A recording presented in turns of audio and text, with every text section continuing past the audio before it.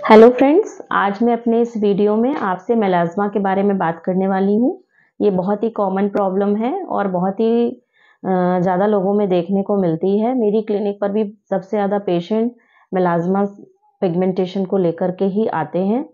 तो सबसे पहले तो मैं इस वीडियो में ये बात करूँगी कि मेलाज़्मा क्या होता है, कौन से ऐसे फैक्टर्स हैं जिनकी वजह से मेलाज़्मा होता है और क्या हम ऐसे करके कुछ ऐसा करके क्या इनको काफ़ी हद तक हम रोक सकते हैं और वो कौन-सी गलतियाँ हैं जिनको करने से हमारा जो मेलाज़्मा है वो और भी ख़राब हो जाता है। तो मेलाज़्मा क्या होता है, सबसे पहले आपको सिंपल से एक नॉलेज दे देते हैं कि मेलाज़्मा एक तरीके का पिगमेंटेशन है जो कि आपको यूजुअली आपके फेस पर गालों पर, नाक के पास, आईब्रो के ऊपर, लिप्स के ऊपर यहाँ पर देखने को मिलता है।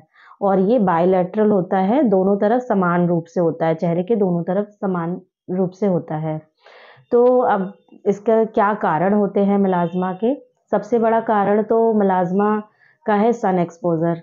जब भी हमारी स्किन सन पर एक्सपोज़ होती है, सन से एक्सपोज़ होती है, तो उसमें मेलानिन पिगमेंट्स बनाते हैं प्रोटेक्शन के लिए। अपनी स्किन को प्रोटेक्ट करने के लिए, पर किसी-किसी में ये पिगमेंटेशन बहुत ज़्यादा बन जाते हैं, मतलब मेलानिन पिगमेंट्स ज़्यादा बन जाते हैं और वो मेलाज़्मा के फॉर्म में दिखाई देने लगते हैं। तो इसका सबसे बड़ा कारण सन एक्सपोज़र है। जो मेलाज़्मा का दूसरा कारण हार्मोनल डिसबैलेंस है। ये ज़्यादातर जब आपने देखा होगा कि प्रेगनेंसी आती है, तो उस समय जो है फेस पे मेलाज़्मा अपीयर हो जाता है। तो जब हार्मोनल डिसबैलेंस होता है, तो मेलाज़्मा देखने को मिलता है। ख़ास तौर से उन लोगों में मेलाज़्मा ज़्यादा देखने को मिलता है, जो लोग बर्थ कंट्रोल पिल्स का इस्तेमाल करते हैं। इसी प्रकार से अगर थायरॉइड हार्मोन भी डिस्टर्ब है आपके, तो उसमें भी आपको मेलाज़्मा देखने को मिलेगा। तीसरा जो कारण है और सबसे इम्पोर्टेंट कारण है कि हम जो है मेकअप के लिए सही प्रोडक्ट नहीं यूज़ करते हैं, जिसकी वजह से स्किन पर इरिटेशन के कारण से आपको मेलाज़्मा देखने को मिल जाता है। तो इस तरीके से ये 3-4 मेन कारण हैं जिनकी वजह से मेलाज़्मा होता है। अब हम उसकी बात करेंगे कि ऐसी कौन-सी चीज़ें हैं जिनको करने से हम काफ़ी हद तक अपने मेलाज़्मा को रोक सकते हैं। तो फ्रेंड्स, अगर अभी तक आपने मेरे चैनल को सब्सक्राइब नहीं किया है तो प्लीज़ इसको सब्सक्राइब कर दीजिए और मेरे वीडियो को लाइक कर दीजिएगा। अब मैं उन फैक्टर्स के बारे में बात करने जा रही हूँ। तो सबसे पहला कारण था सन एक्सपोज़र। तो सबसे ज़्यादा ज़रूरी जो काम है वो है सन प्रोटेक्शन। अगर हम सन प्रोटेक्शन करते हैं तो हम अपने को काफ़ी हद तक मेलाज़्मा से जो है अपने आप को बचा सकते हैं। सन प्रोटेक्शन के लिए सबसे जो कारगर तरीका है वो है सनस्क्रीन का इस्तेमाल करना।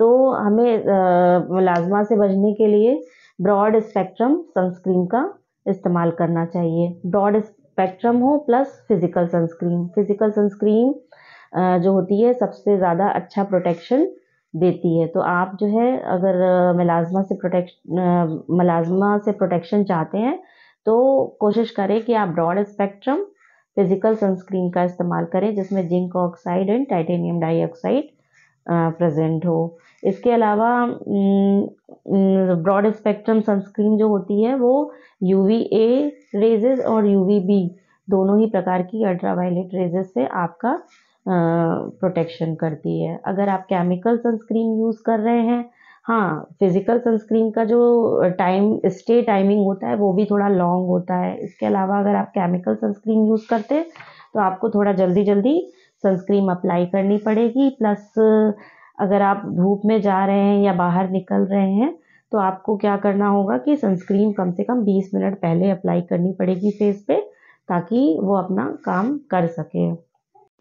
इसके अलावा ओरल सनस्क्रीन भी अवेलेबल है।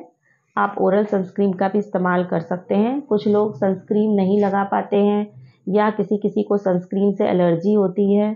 सनस्क्रीन लगाने पर आँखों में जलन का एहसास होता है, तो ऐसे में लोग जो है ओरल सनस्क्रीन का यूज़ कर सकते हैं।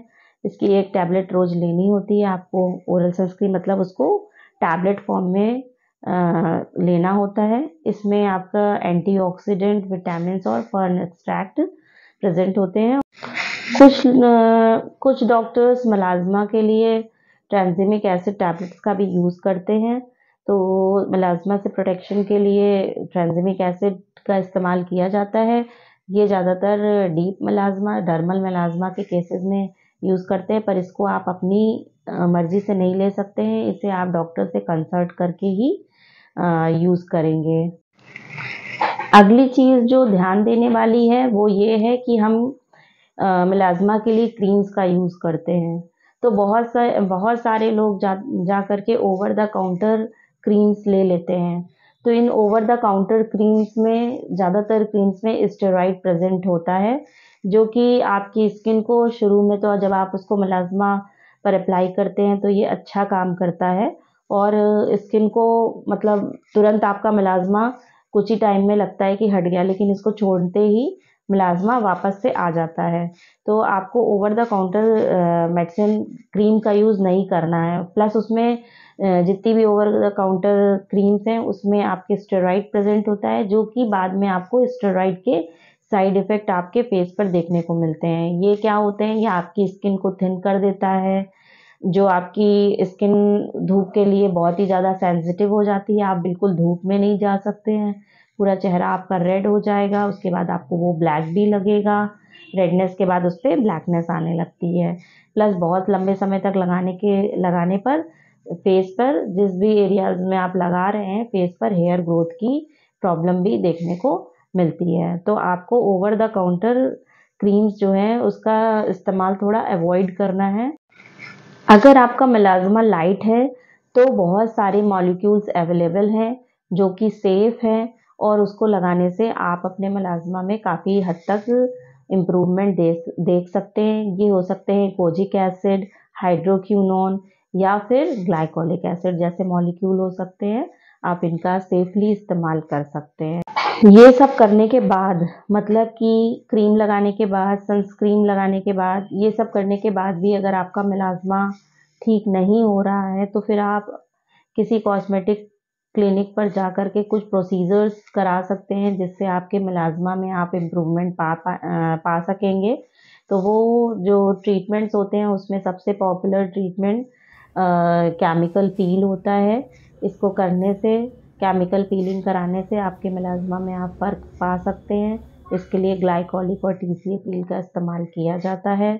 जो दूसरा प्रोसीजर क्लिनिक्स पर किया जाता है वो होता है कार्बन लेज़र का प्रयोग, क्यू स्विच लेज़र का प्रयोग। क्यू स्विच लेज़र जो होते हैं वो डायरेक्ट मेलानिन पिगमेंट्स को ब्रेक कर देते हैं, उनको ब्लास्ट कर देते हैं, उनके साइज को रिड्यूस कर देते हैं और धीरे धीरे बॉडी उनको डिज़ोल्व कर देती है।